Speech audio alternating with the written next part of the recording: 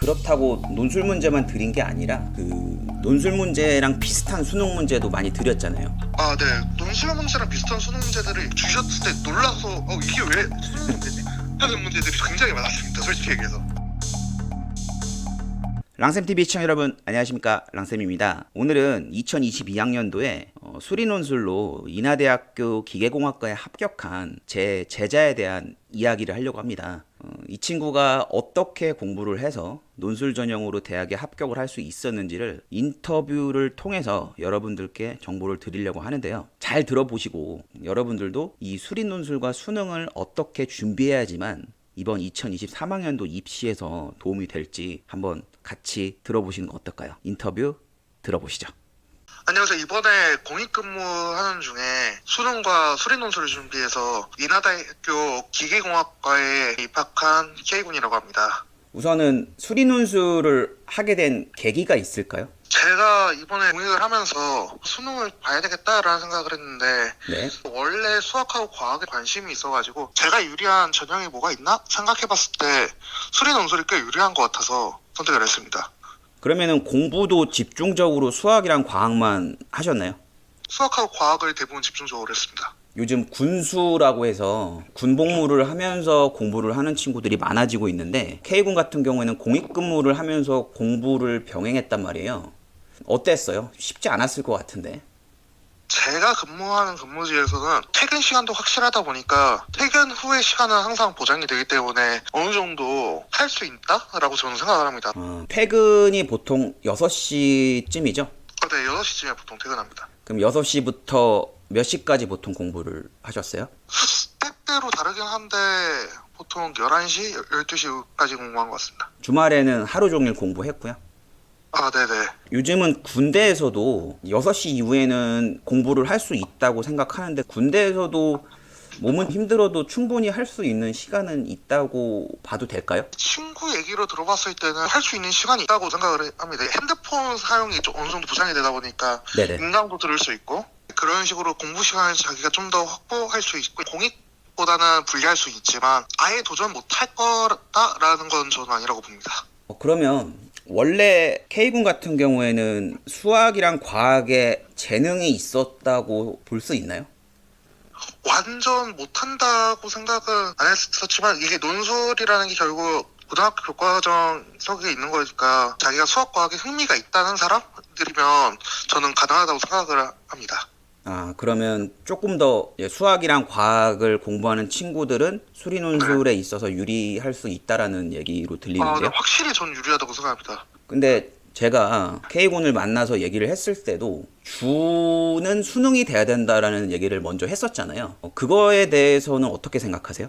저는 수능이 꽤 중요하다고 생각합니다. 요새 수능이 되게 어렵게 나오고 있는 추세잖아요. 네. 21번, 22번, 29번, 30번 같은 경우에 이런 문제들을 푸는 것도 수리 논술에도 어느 정도 유리하다고 생각해서 상부상조하는 관계? 이런 식으로 된다고 저는 생각을 합니다. 그리고 수리 논술이라고 수능을 아예 안 보는 게 아니라 최저 점수가 있는 학교들이 있습니다. 최저 점수를 못 맞추면 지원을 해서 시험을 잘 봤는데도 수능 점수가 안 돼서 합격을 못하는 경우도 있습니다.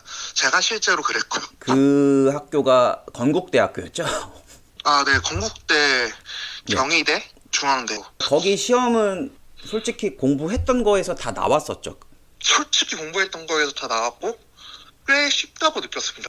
그리고 본인은 과학논술의 강점이 있었으니까 아무래도 과학논술을 보는 학교들이 난이도가 어떻다고 보세요?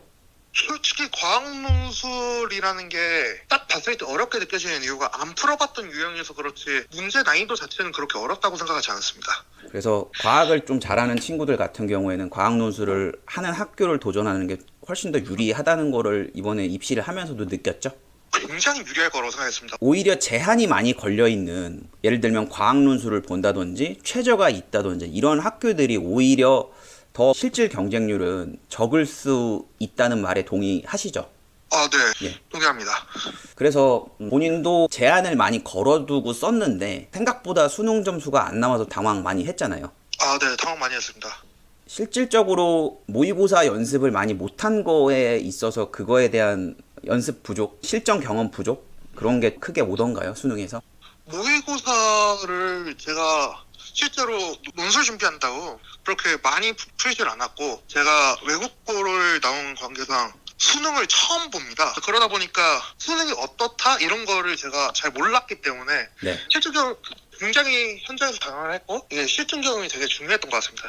시간 배분 측면이라든가 긴장도 이런 쪽에서 차이가 많이 나기 때문에 풀 수 있는 문제도 못 풀게 되고, 그렇기 때문에 모의고사를 실전처럼 풀어보는 경험이 꽤 많이 필요하다고 생각합니다.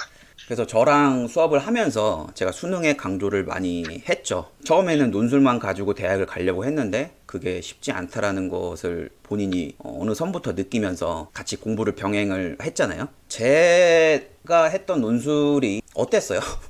기본적으로 처음에 제 수준에 맞는 문제들을 주시고, 점점 어려운 문제를 풀다가 이제 어느 정도 기한에 임박하면 그 학교별로 맞춤 문제를 주셨던 걸로 기억합니다. 그러다 보니까 처음에는 쉬운 문제를 풀다 보니까 어느 정도 학습적으로 괜찮아지고, 어려운 문제를 풀면서 테크닉을 배우고, 맞춤 문제를 풀면서 학교를 준비하는 그런 식으로 맞춤으로 해주시다 보니까 도움이 많이 됐던 걸로 기억합니다. 그렇다고 논술 문제만 드린 게 아니라 그 논술 문제랑 비슷한 수능 문제도 많이 드렸잖아요. 아, 네. 논술 문제랑 비슷한 수능 문제들을 주셨을 때 놀라서 이게 왜 수능 문제지? 하는 문제들이 굉장히 많았습니다. 솔직히 얘기해서. 그리고 많이 제가 괴롭혔죠. 피드백을 상당히 많이 했고 마지막에는 제가 거의 감시를 했잖아요. 하루 종일. 수능이 끝난 후에 약 한 달 조금 안 된 시간이 논술에 있다 보니까 그 시간은 논술에 거의 올인하면서 감시를 해주셨죠. 저 같은 경우에는 공익하면서 감시를 했기 때문에 6시 이후에 감시를 했지만, 일반 학생들 같은 경우에는 좀 더 이르게 할 수 있다 보니까 괜찮지 않을까 생각이 들긴 하네요. 많이 힘들어 했는데 결국 본인이 원하는 대학 중에 하나를 갖게 됐는데 사실 아쉬움이 많이 남잖아요. 그래서 그것도 한번 얘기를 해볼까 해요. 본인이 쓴 대학교가 연세대학교, 한양대학교 이런 대학들은 최저가 없잖아요.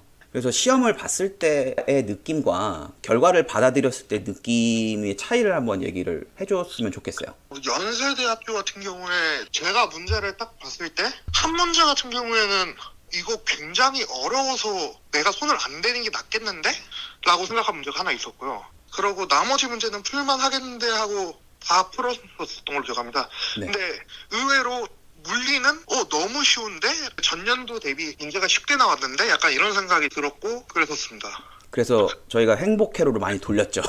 네, 행복회를 많이 돌렸는데, 근데 여기서 중요한 거는 연세대가 수능 전에 시험을 보니까 보고 나와서 약간 뽕 맞아가지고 공부를 일주일 정도 못했잖아요. 맞죠. 약간 안일해지는 기분도 있고, 시험을 보고 나왔다는 보상 심리도 있다 보니까 공부를 살짝 덜하는 그런 경향성이 있었는데, 이건 좀 주의하는 게 좋다고 생각합니다. 그래서 제가 잡느라 좀 고생한 거 알죠? 네. 그리고 한양대 시험은 어땠어요? 한양대 시험은 문제를 다 괜찮게 풀었는데 시간이 매우 빠듯했었던 걸로 기억합니다. 예, 시간이 좀 짧죠. 네, 시간이 매우 짧다 보니까 제가 충분히 풀 수 있는 문제인데 공식이 갑자기 기억이 안 난다든가 그런 문제로 제가 한 문제를 못 풀었었거든요. 예. 그러다 보니까 시간이 좀만 더 있었으면 다 맞았을 텐데 라는 아쉬움이 꽤 있었던 학교였습니다. 그리고 많이 궁금해 하시는데 인하대학교가 가장 논술을 늦게 보고 준비할 시간도 상대적으로 많고 그래서 많은 학생들이 인하대를 쓰는데 인하대 문제가 사실 상당히 어렵잖아요. 맞죠. 되게 어려운 편이라고 생각합니다. 저도 봤을 때 이 문제는 너무 어려운데? 라고 생각한 문제가 있었습니다. 인하대가 크게 3문제가 나오고 문제당 소문제가 4개 정도씩 있죠. 네. 그랬을 때 본인이 어느 정도 풀었는지 한번 얘기해 줄까요? 인하대학교 같은 경우에는 시간을 굉장히 많이 줍니다. 솔직히 얘기해서 그 정도 시간이면 살짝 지치기도 합니다. 그런데 첫 번째 문제는 굉장히 쉬운 문제로 나왔던 걸 기억하고요. 제가 모의 시험을 봤을 때는 세 번째 문제가 보통 쉬웠어가지고 첫 번째, 세 번째, 두 번째 문제를 풀려고 했는데 네. 세 번째 문제가 어려운 거예요. 어렵다 보니까 그 문제가 맞았을 거라고 생각을 하는데 네. 약간 감에 일준한 부분이 없지 않아 있었습니다. 세 번째 문제를. 그럼 세 번째 문제 중에서 1, 2, 3, 4를 다 맞았다고는 생각하세요? 제 생각으로는 1, 2는 거의 무조건 맞았다고 생각을 하고요. 3, 4에서 애매한 부분이 있었는데 제가 나중에 검색을 해보니까 정답은 맞긴 했더라고요.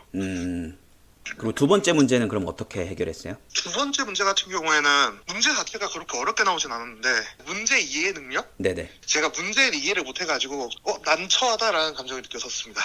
그 지문 해석 자체가 좀 힘들었다. 네. 그래서 수학을 잘하려면 국어도 잘해야 되죠. 그래도 보통 학생들이 거의 대부분 한 문제도 제대로 맞추지 못하는 경우가 많은데 본인은 그래도 한 문제는 제대로 풀었고 또 한 문제는 부족하긴 하지만 답은 다 맞았다라고 볼 수 있겠네요.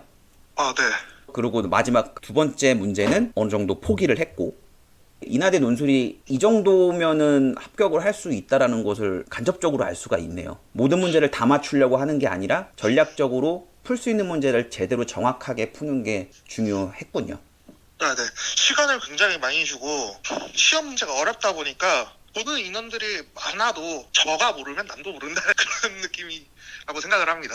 그러다 보니까 점수가 살짝 낮게 나와도 마지막 거니까 열심히 풀었으면 좋겠습니다. 연세대하고 한양대 같은 경우에는 거의 만점에 가까운 점수를 받아야 합격을 할 수가 있고 인하대는 풀 수 있는 문제만 제대로 풀면 합격이다. 이렇게 정리가 될 수 있을까요? 아, 네. 전 그렇게 생각합니다. 네, 저도 작년에 K군한테 정말 많은 공을 들였고 제가 많이 괴롭혔잖아요. 제가 무슨 연인 마냥 연락이 안 되면 그죠? 네. 그래서 좀 힘들었죠? 당시에 힘들었죠. 그래도 제가 잘 한 건가요? 본인한테? 다른 학생이 있어도 그렇게 하는 게 그 학생한테도 도움이 된다고 생각합니다. 예. 힘들었지만 시험을 합격해야 되는 목표가 있기 때문에 힘듦을 감수해야 되지 않나. 그게 도움이 되기 때문에. 네. 마지막으로 수리논술 도전하는 학생들한테 해주고 싶은 말이 있다고 들었어요. 얘기를 한번 해주실까요? 문제 자체를 처음 봤을 때 안 풀어본 형식이고 풀이 과정도 솔직히 그런 식으로 적는 것도 안 해봐서 어렵다고는 느낄 수 있는데 익숙해지면 아 이게 그렇게 어렵지 않은 과정이었구나 느낄 수 있는 부분이 꽤 많다고 생각합니다. 너무 어렵게 접근 안 했으면 좋겠어요. 나도 할 수 있다라는 마인드로 자신감 있게 했으면 좋다고 생각합니다. 그러면 언제부터 준비하는 게 좋아 보이세요? 개인적으로 빠르면 빠를수록 좋다고 생각합니다. 제가 3월 달에 시작했는데 시간이 좀 더 있으면 좋겠다고 생각을 했지만 3월부터 시작해도 괜찮지 않을까라는 생각도 들긴 했습니다. 본인은 아무래도 병역을 하고 있는 입장이니까 시간이 상대적으로 부족했는데 그냥 일반 수험생이 3월부터 수능과 논술을 병행을 한다면 훨씬 더 도움이 많이 되겠죠? 훨씬 도움이 많이 될 것 같습니다. 여러 가지 훈련해야 되는 과정도 있지만 어느 정도 익숙해지면 그 다음부터는 테크닉과 지식의 영역이다 보니까 어느 정도 초반 과정만 빠르게 지나간다면 이 중간 과정이 훈련과 테크닉의 영역이니까 약간 반복 작업 하듯이 계속할 수 있기 때문에 초반 과정을 얼마나 빠르게 하냐 그게 중요하다고 생각합니다. 글을 쓰는 거에 있어서도 처음에는 엄청나게 힘들어했잖아요. 글 쓰는 게 문제 푸는 것보다 힘들었습니다. 초반에. 그거를 제가 계속 괴롭혔죠. 피드백을 맨날 하고. 피드백 맨날 하고 이 부분을 써야 되냐 안 써야 되냐 어떤 부분까지 적으면 되냐 이런 식으로 적는 게 좋냐 이런 식으로 계속 피드백을 해주셨기 때문에 되게 도움이 많이 됐습니다. 그래도 합격으로 보답을 해주셔서 정말 감사하고 이제 대학교 개강했죠. 개강했습니다. 예, 그럼 대학 생활 잘 즐기시고 지금 K군의 이야기가 많은 친구들한테 도움이 될 것 같아요. 그래서 전화 상이지만 인터뷰 응해 주신 거 정말 감사하고 그리고 나중에 학과 소개 같은 거 해줄 수 있어요? 기계공학에 대해서 많은 친구들이 기계공학과가 정말 가고 싶다, 취업이 잘 된다 이런 식으로 접근을 하는데 지금 커리큘럼을 보면은 놀란 게 있었잖아요. 네, 살짝 놀란 게 있었습니다. 1학년 커리큘럼이지만 그게 뭐였죠? 기본적으로 논술을 준비하면서 당연하다고 생각했던 부분들을 대학교에 와서 배우지 않나? 라는 생각을 좀 했습니다. 물리학 같은 경우 이거는 먼저 배우고 와도 되는 파트 아닌가? 라고 생각한 파트 꽤 있었고요. 수학 같은 경우에도 살짝 그랬습니다. 공부를 많이 하고 간 친구들한테는 오히려 학점을 잘 딸 수 있는 기회네요. 먼저 배우고 왔기 때문에 학점을 남들보다 편하게 딸 수 있다? 이런 메리트가 충분히 있을 거라고 생각을 합니다. 저도 학점을 되게 편하게 먹을 수 있지 않을까? 1학기는? 이런 생각을 솔직히 했습니다. 그러면은 1학기 끝나고 본인의 학점이 어느 정도인지 그때 다시 우리 인터뷰하기로 합시다. 네. 네, 그래서 오늘 인터뷰 해주셔서 정말 감사하고 그리고 선생님으로서 원하는 대학에 합격해 주셔서 정말 감사드리고 또 이렇게 출연도 해주셔서 감사하고 마지막으로 인사 한번 해주세요. 일단 랑쌤한테 논술 본다고 하지만 베이스 지식이 아무것도 없는 상태에서 제가 했던 그거였는데 되게 잘 가르쳐주셔서 감사합니다. 그리고 이번에 논술 준비하고 수능 준비하시는 분들도 지금 8개월 정도 남았는데 되게 힘내길 바랍니다. 하여튼 감사합니다. 네. 이상 인터뷰 마치겠습니다.